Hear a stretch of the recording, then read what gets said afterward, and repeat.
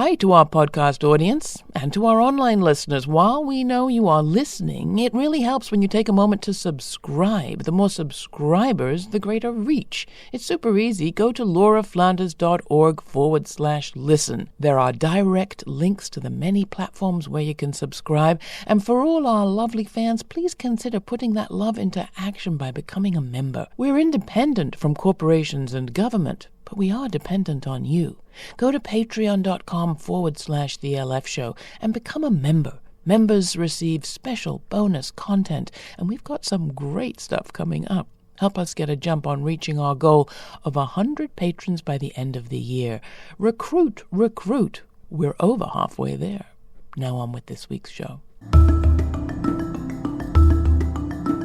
Hi, I'm Laura Flanders, and this is The Laura Flanders Show, the TV and radio program that seeks to raise radical spirits by interviewing forward-thinking people with real-life models of shifting power from the few to the many in the worlds of arts, entrepreneurship, and governance.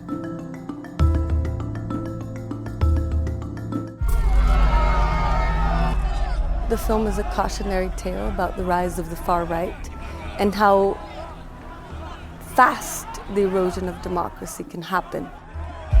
It's our responsibility as citizens not to take democracy for granted and make sure our institutions keep strong. In her new film, The Edge of Democracy, director Petra Costa tells the story of how Brazil went from a rising star among free nations to a democracy on the verge of collapse. Next, on the Laura Flanders Show, the place where the people who say it can't be done take a back seat to the people who are doing it. Welcome.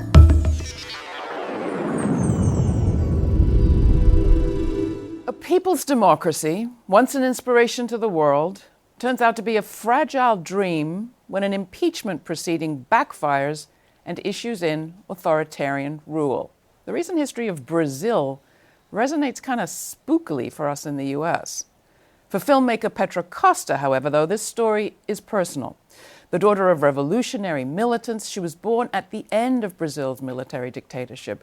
With the unprecedented access she was able to get, Costa documented the rise and fall of Brazil's Workers' Party and its charismatic leader, Lula da Silva, the impeachment of Brazil's first female president, his successor, Dilma Rousseff, and the rise of President Jair Bolsonaro, who has ushered in, as she puts it, a new era of rule by the Bible, the bullet, and the banks. Here's the trailer from The Edge of Democracy. Brazilian democracy and I are almost the same age. I thought that in our 30s, we would both be standing on solid ground. Petra, for the first time voting in the historical election. I was 19 when Lula got elected. I remember the excitement.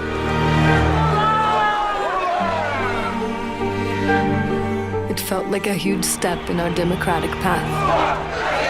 20 million people leaving poverty. Unemployment reached the lowest number in history, and Brazil rises as a major player on the world stage. The most popular politician on earth. To succeed him, he chooses Dilma Rousseff, who becomes our first female president. Todos nós seremos julgados pela história.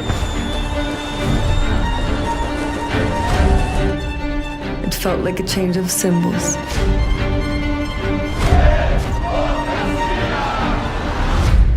But something in our social fabric started to change. The country divided into two parts. And this wall would rip us apart. The party is soon caught in a corruption scandal, the greatest investigation in the country's history. O que vão pensar de nós? Mas não há impedimento alguém de ter feito mais. Crimes include fraud, slavery, even homicide. One president impeached, another in prison. Our democracy is crumbling. Essa farsa sexista. Estou cada dia mais vivo perante a opinião pública.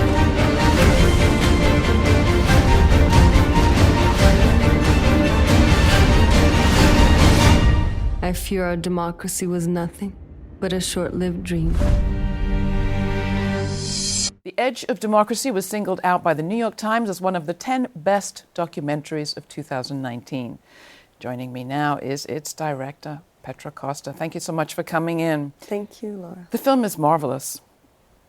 Just searing, shocking, and as I said, kind of eerily prophetic, although I hope that's not how history will go here in the U.S. Talk about its origins for you. You say at the beginning you're kind of the same age as Brazilian democracy. You were kind of born and brought up together. Yes, when I was growing up, my mother used to wear a T-shirt written, "Give me democracy or give me death." And I grew up believing that democracy was my birthright, that my parents had spent a decade fighting for against the military dictatorship and then trying to establish democracy in Brazil. And I kind of took it for granted, as I think many of us did. Until 2016, it became clear that it was actually very fragile. And it started for me when I was filming a protest, one of those protests in favor of Dilma's impeachment, and saw thousands of Brazilians dressed with the colors of the flag and singing national anthems, and many of them asking for the return of the military, which I thought was like a sleeping beast that would not wake up. And there it was, waking up in the most horrific way. And from there, I entered into a rabbit hole that took 3 years of my life. We have that clip. Let's play it. These were the first images I filmed. By deafness or blindness, it was my first contact with this unrest. It left me asking, what had shifted so that a boy and a girl have to be removed from a protest just because they're wearing the color red? Tá aplaudindo o quê, moça? Quem foi preso? Quem?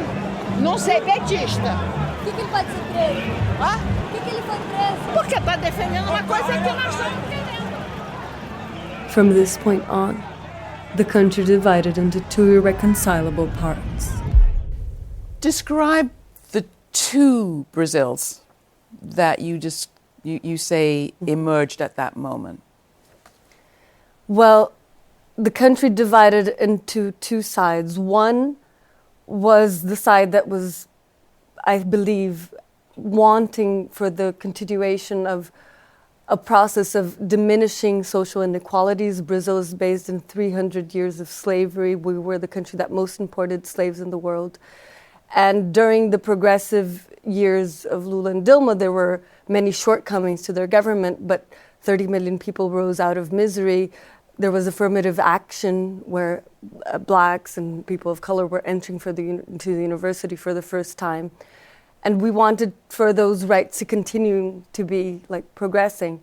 On the other side, there were people who were admittedly talking, as I have in the film, saying that they felt racism against whites because blacks were having affirmative action to get into university, and they felt they didn't want to pay more rights to their domestic workers.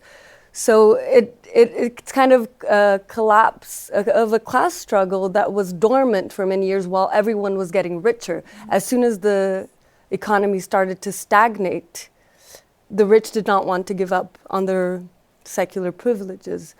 And behind that, there's also things that we're starting to understand, which is how the social media was manipulated, how fake news played a huge role, not just in creating the sensation that that Brazil was becoming a Venezuela, which was definitely not the case.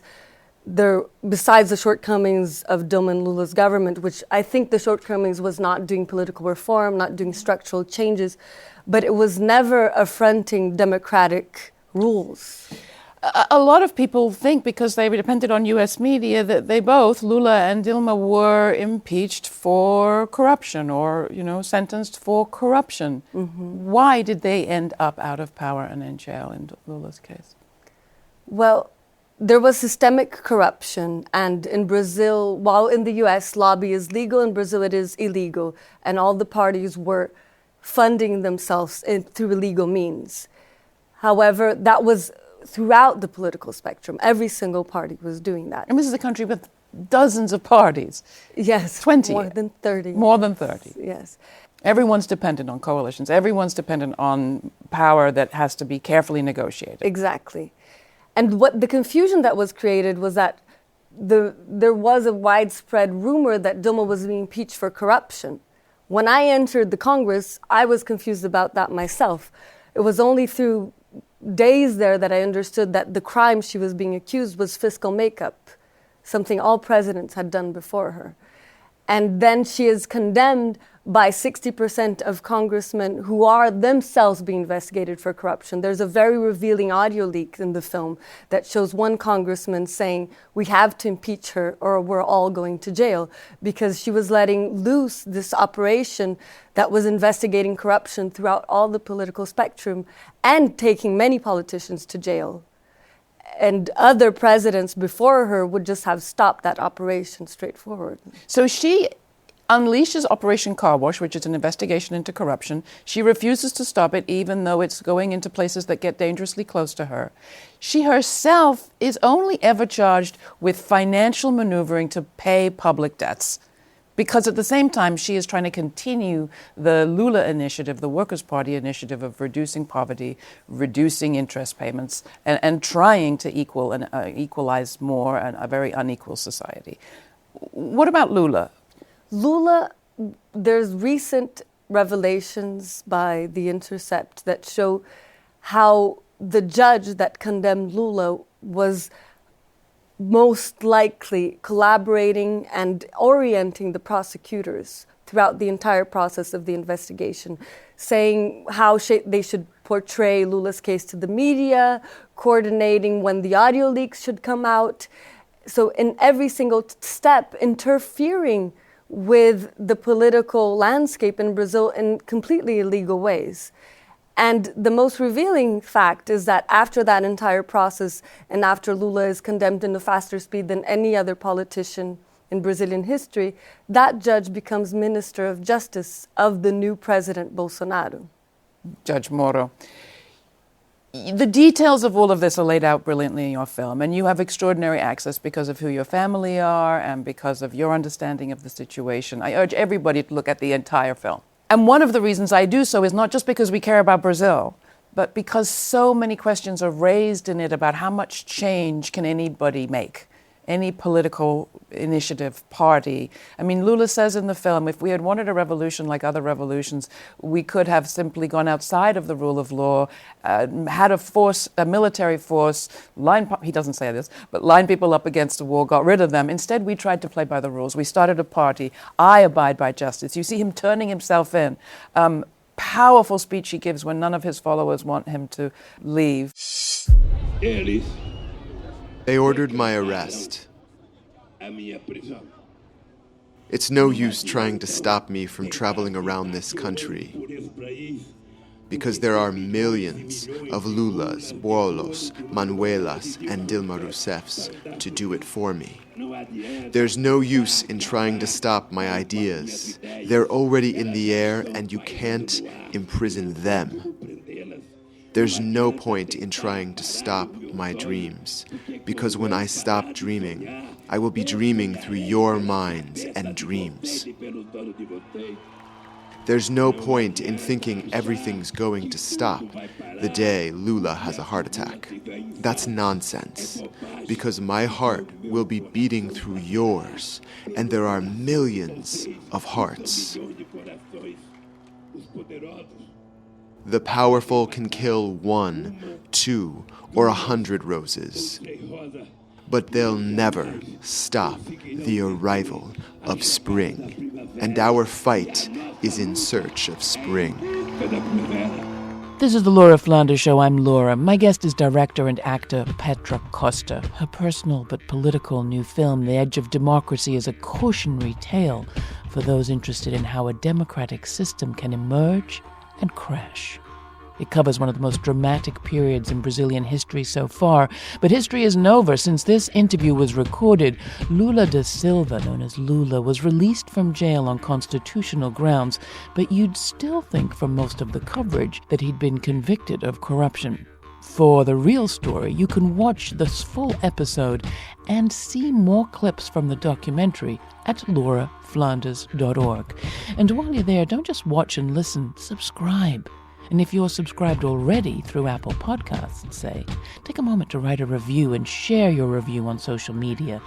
Tag us and we'll thank you in an upcoming episode. If you're listening via your favorite radio station, share the show and tag your station as well as the program. That tag is The LF Show. And do a capital L and an F, otherwise it looks a bit like Ulf. It takes a team effort to spread the word, and you are our team. Thank you. Next, I ask Petra, in retrospect, was it ever possible for the Workers' Party and Lula to make change inside the rule of law rather than outside through armed rebellion? But first, here's Baiana by Gaby Hernandez from her album Spirit Reflection, courtesy of Mr. Bongo Records.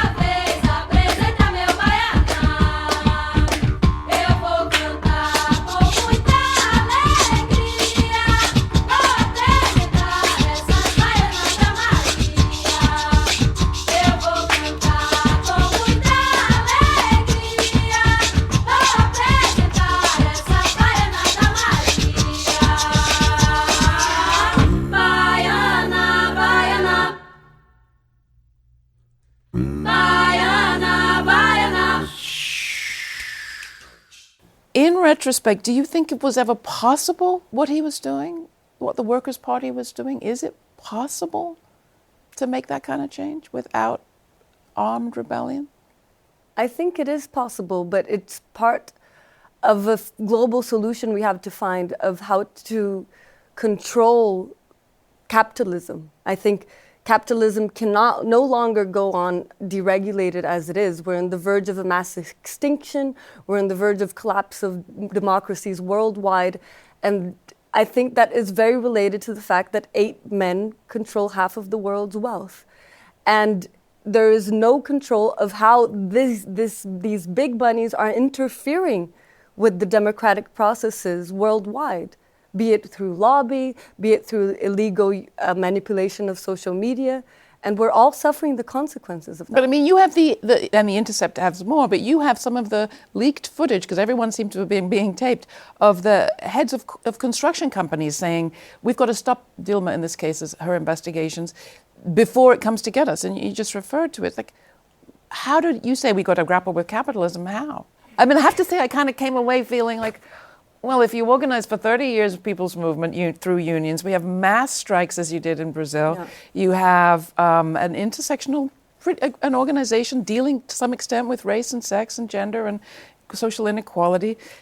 He runs not once, not twice, not 3 times, but 4 times before he gets elected president. Is it that he made concessions at the end? I mean, talk about the choices that he made and how you feel in all of this and your family feels in all of this. Because I'm still reeling from the impact of the film, but you've clearly lived with it for a while. Well, in Brazil's case, as one of the people from the Workers' Party say, kind of in a very good self-criticism, the mistake was to let go of the social movements and kind of accommodate to power. So let go of them once you have moved into the palace. Yes, and believe that politics was made just with the Congress and with the big businesses. So social movements in Brazil got weaker during the time that the Workers' Party was in the government. There was not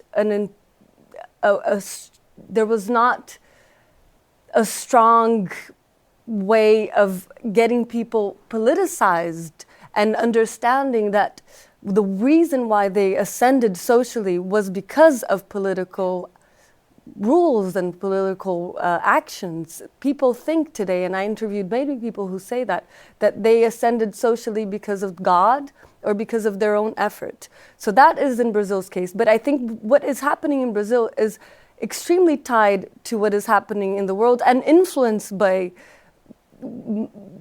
big companies in the United States, because what the consequence, if you look at it, is that after Dilma's impeachment and Lula's prison, the gun and the oil industry in Brazil are the ones that are the biggest winners of this whole effort.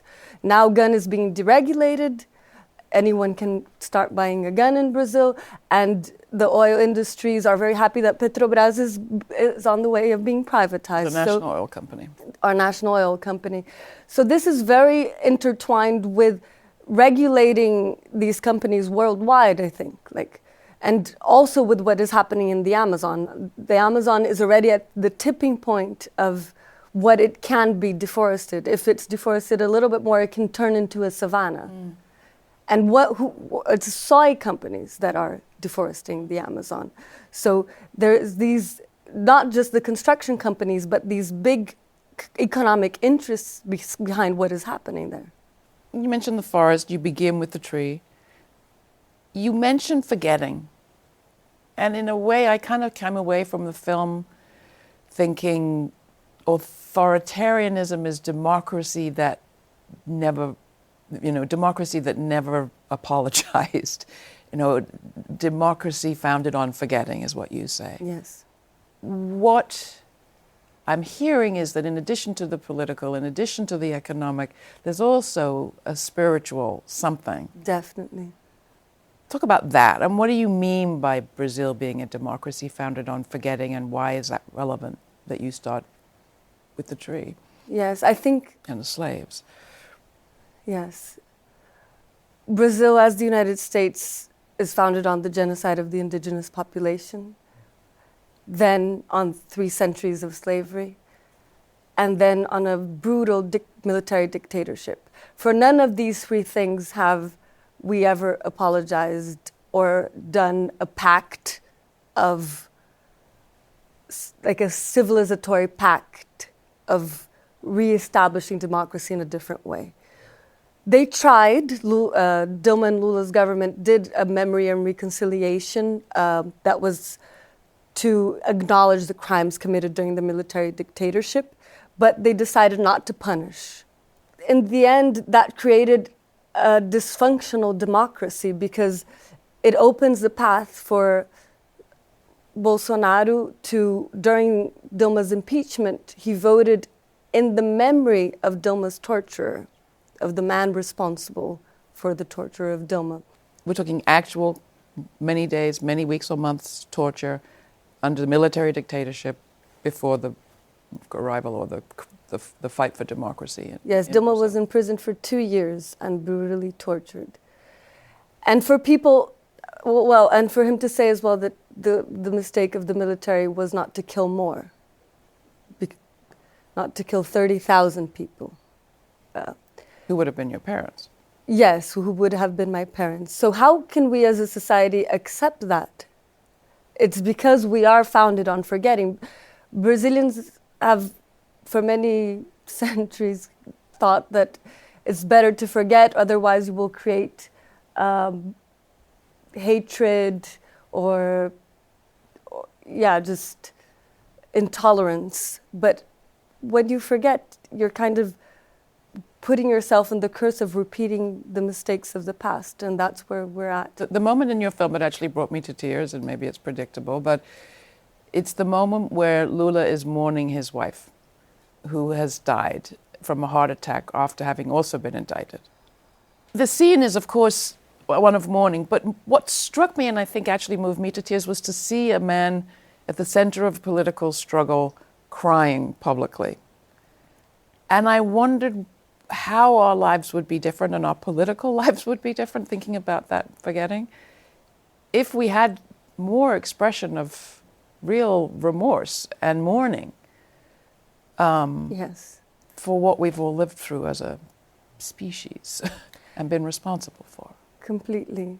For me, the idea of trauma is very inspiring, because when you live through a trauma, and I think all my films are about trauma. And I should say this is part of a trilogy. Yes. Most political, really, of a trilogy of films. Yes. I think we're always going through traumas, and we need to learn how to appreciate them, how to understand that they are also a source of strength, that stopping and acknowledging the vacuum of meaning that is created by a traumatic experience, be it personal. My first film is about the suicide of my sister and my attempt to reconstruct her past and her memory, and the trauma I had and relived in making this film of having lost a sister when she was only 20 years old was very transformative in just dwelling in the pain. I think we have unlearned how to dwell in the pain, how to dwell with death, how to dwell with suffering, and we try to go past it as fast as possible. And it haunts us forever if we do it. We need a space to reverence it and to apologize for our responsibilities in it, and to contemplate and feel love for the ones that are suffering through that trauma, be it ourselves, be it the ones that are more vulnerable. And for me, in making this film, what was fascinating was to understand that the political trauma that we're all living, and to stop and acknowledge that, it's as painful or even more painful than losing a loved one. It's losing the whole dream you had of your own future as a person, as a country, as a nation. Well, you have a model of that up close in your parents. Yeah. How are they processing all of that is happening? I think it's very tough for people of their generation who felt that finally they would be reaping the fruits of an entire lifetime and see everything become somehow darker than it was before.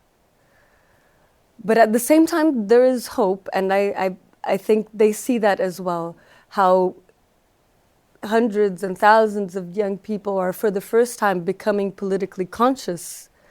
Greta, Ocasio in Brazil, Marielle, who was unfortunately assassinated but left many seeds, and many young women of color became congresswomen inspired by Marielle Franco's struggle. Is there a message that you have for Americans in this moment, or a message you want them to take away from your film, The Edge of Democracy? Yes, I think the film is a cautionary tale about the rise of the far right and how fast the erosion of democracy can happen.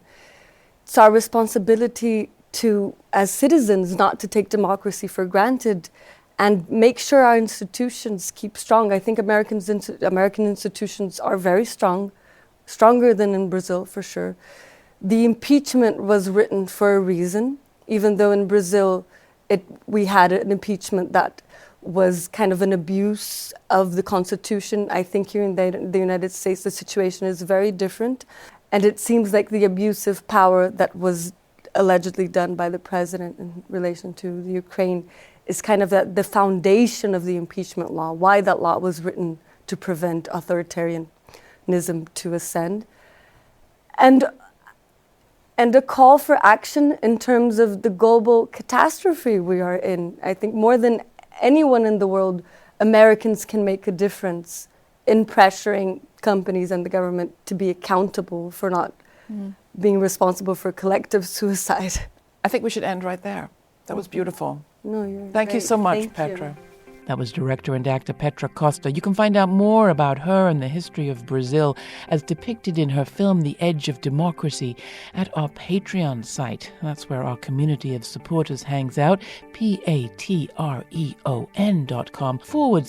LF Show. That's also where you'll find links to some of our past episodes on Brazil and some research materials that might help you understand goings-on better. That's at patreon.com/The LF Show, Patreon. And while you're there, become a member. Our year-end goal is to reach 100 members, and we're over halfway there, thanks to you. Members unlock special audio extras, and we have some good ones coming up with Eve Ensler and Laurie Anderson. Don't forget, we couldn't do the show without your support, so spread the word and become part of our Patreon community. And thank you for all of you who are already doing it. You have brought us this far. This show is produced by yours truly, Laura Flanders, with Matt Colicello, Jeannie Hopper, Tommy Tahifi, Natasha Gaspar, Nat Needham, and Sabine Blazin. The Laura Flanders Show is made possible from the Novo, Ford, Tomcat, Cloud Mountain, and Fonda Foundations, as well as by listeners like you. So thank you. Stay kind, stay curious. Until the next time, I'm Laura.